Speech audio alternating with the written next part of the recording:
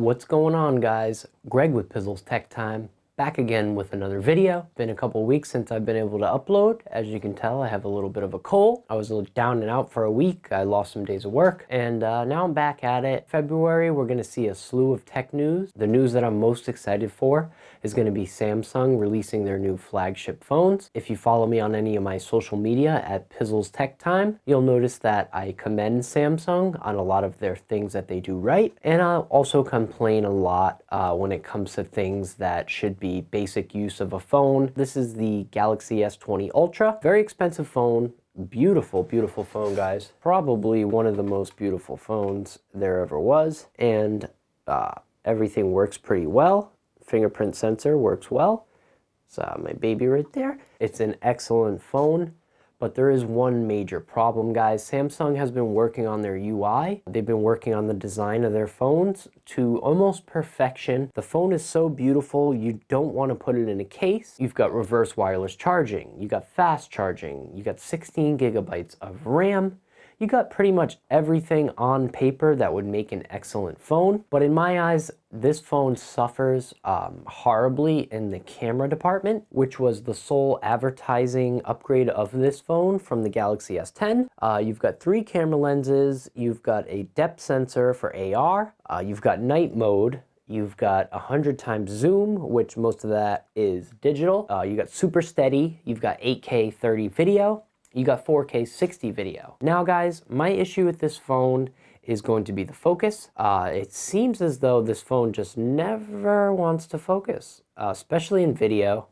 As you can see, we've got no focus on the camera. If you zoom in a lot, let's see. Nope. So the ability to focus is very, very little, guys. For a video creator, I thought this phone was going to be game-changing for me. I've been severely disappointed. The zoom functionality works really well. So this is the selfie camera, and for me, it kind of accentuates some of my flaws, like the pale skin and the constant overexposing. The quality is good, but the lighting and the exposure, which is set to all auto on this phone, it just is not a good look for me. For me, I don't know about anyone else, so that's not working out for me either. And, you know, you kind of just hope that it's going to focus, but I mean, you just don't know with this actual camera here. Long story short, guys, I've got to get rid of this phone.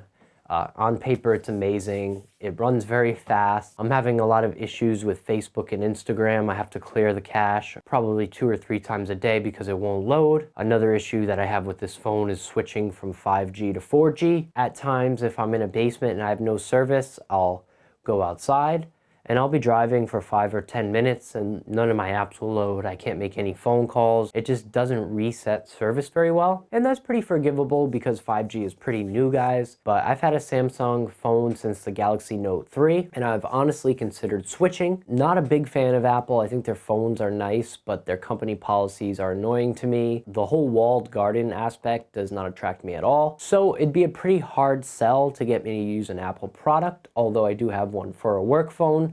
But it's like an iPhone 6 or 6S or something. I saw the Apple 13 Pro Max with the macro lens, which I could definitely use to record videos for the channel. Having a cell phone, you kind of expect to turn it on and it's going to at least focus and expose the image properly. I know the Galaxy S21 did not have an SD card slot.